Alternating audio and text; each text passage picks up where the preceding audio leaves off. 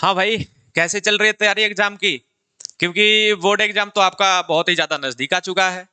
15 से 20 दिन आपके बचे हुए हैं।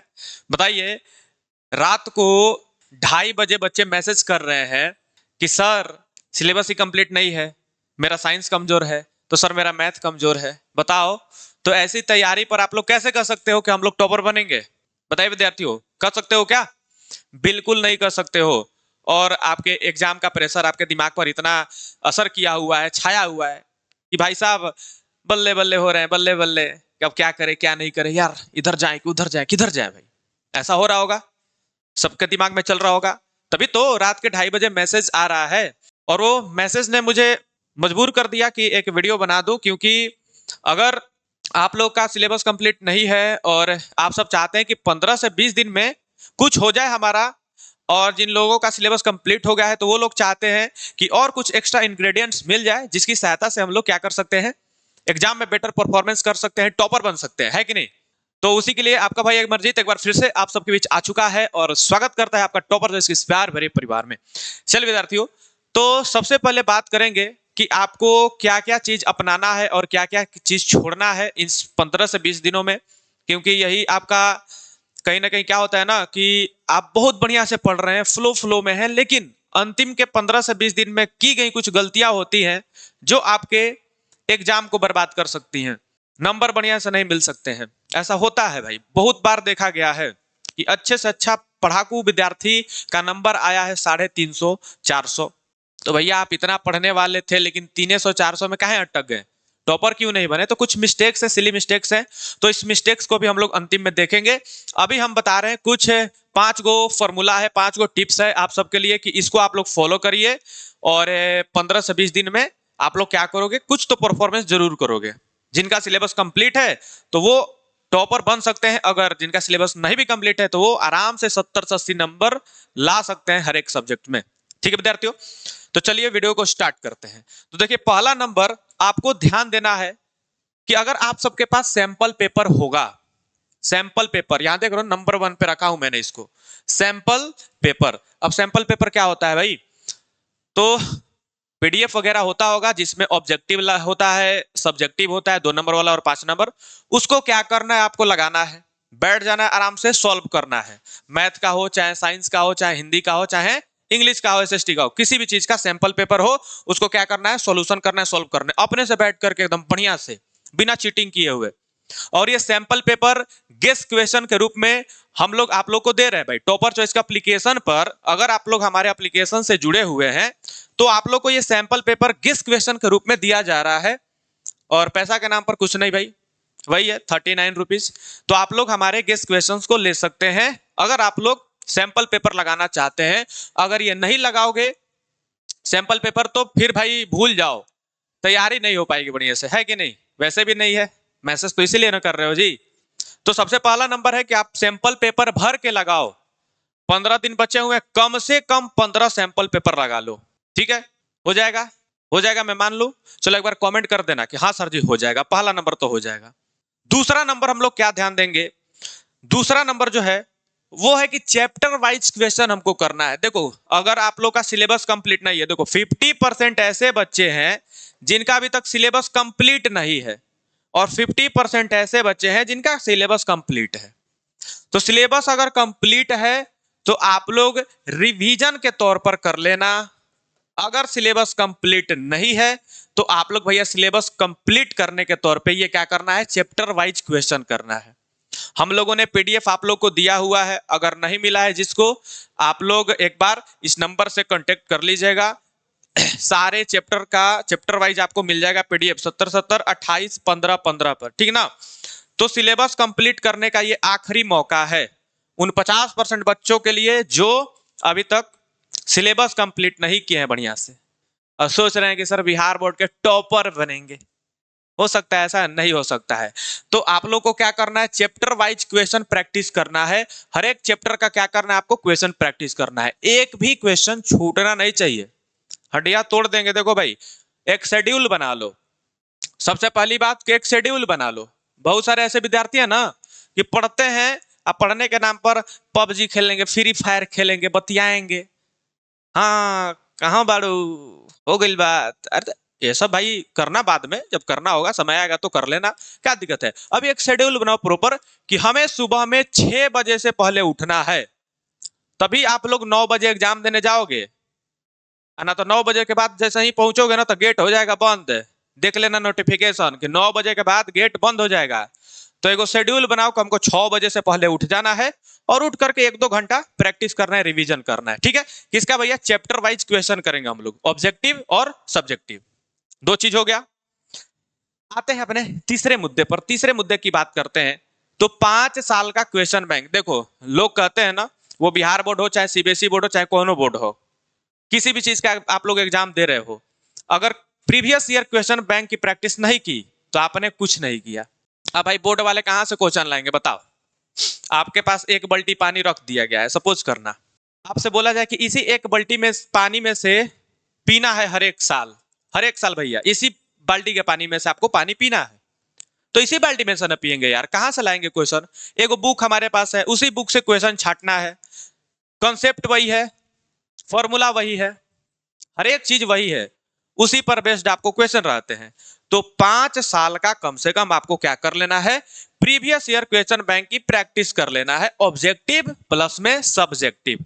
अगर अपने से नहीं हो रहा है तो आप लोग हमारे चैनल पर जाकर के लेक्चर देख सकते हैं, लेक्चर देख करके प्रैक्टिस कर लेना है। क्या करेंगे भाई? कमेंट सेक्शन में लिख दो, हाँ सर जी ये भी हो जाएगा, जोश के साथ एकदम कमेंट कर दो कि बिल्कुल सर ये भी हो जाएगा। 5 साल का हम क्वेश्चन बैंक की प्रैक्टिस अवश्य कर लेंगे, हो जाएगा ना? चल भाई मैंने मान लिया कि तू कर लेगा भाई। क्यों? क्योंकि तूने रात को 2:30 बजे मैसेज किया ये वाला, सर कैसे भी पास करा दो। तो देखो ये सब करना है।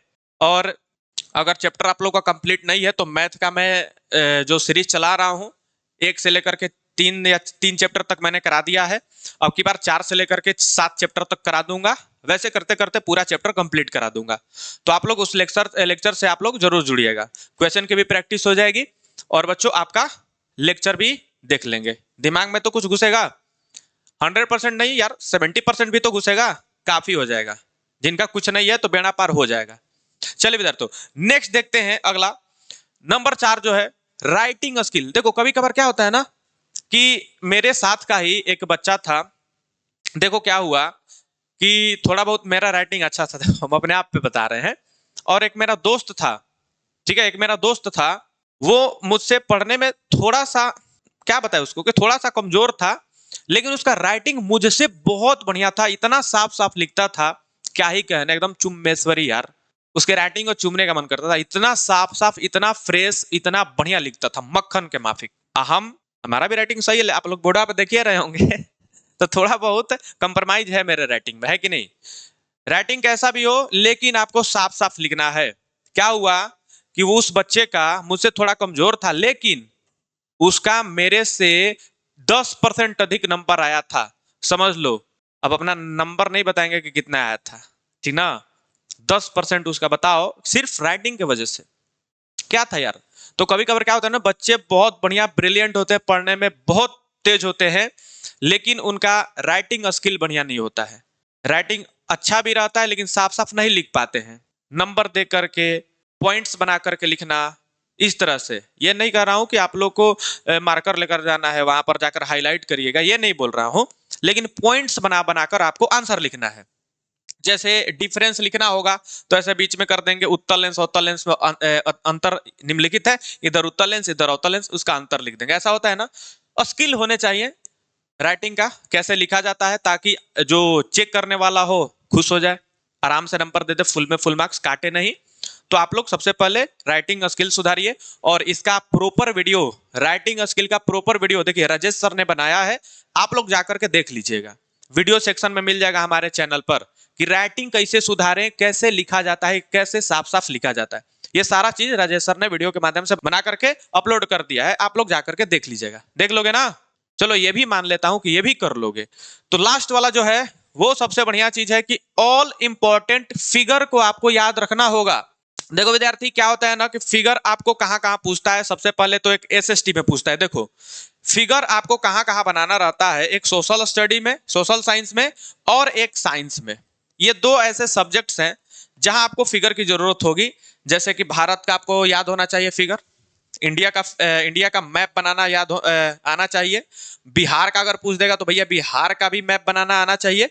और इसमें कुछ दर्शाने को दे देता है कि गेहूं सबसे अधिक किस राज्य में होते हैं, राज्य के किस जिले में सबसे अधिक गेहूं होता है, उसको हाईलाइट करना होता है। तो इस तरह से आपको याद होना चाहिए। तो एक बार ये भी देख लीजिएगा, फिगर का जो मामला है सुलझा लीजिएगा। कभी कभार क्या होता है ना कि 5-5 नंबर में पूछता है और बच्चे छोड़कर आ जाते हैं, तो 5 नंबर तो गया ना, 5 नंबर तो गया भैया तेल लेने।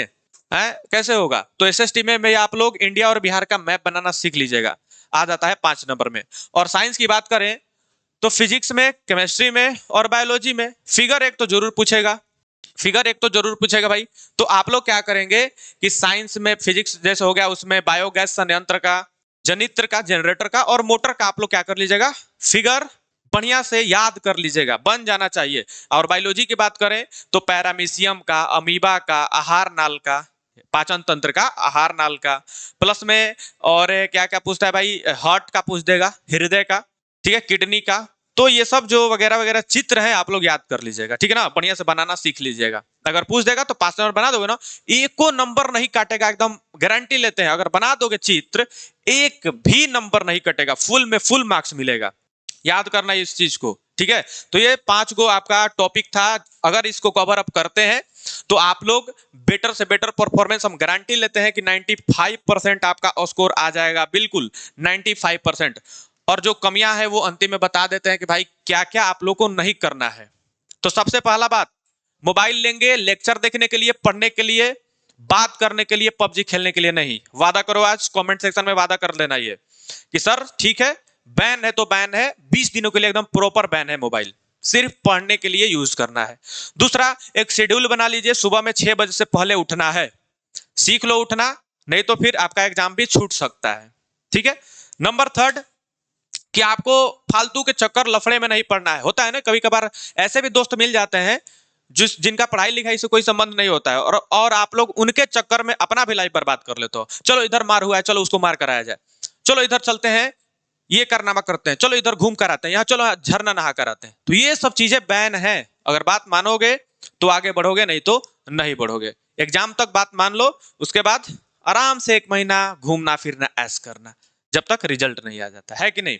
तो चलिए विद्यार्थियों, तो ये कुछ बात था जो कि बताना जरूरी था, क्योंकि आप लोग मैसेज कर रहे थे बार बार कि सर कुछ बता दीजिए, कुछ एडवाइस दे दीजिए, कुछ एडवाइस दे दीजिए, ठीक है। तो जो था मैंने बता दिया, और कुछ स्क्रिप्टेड नहीं है, ये मैंने अपने मन से बताया है, जो भी बताना था। होता है ना कि एक स्क्रिप्ट लिखकर तैयार करना, ये सब कुछ नहीं है, जो भी मन में था वो बोल दिया भाई। तो चलो शेरो, आगे बढ़ो और जोश के साथ एग्जाम में फोड़ कराओ जाओ। बेस्ट ऑफ लक, धन्यवाद।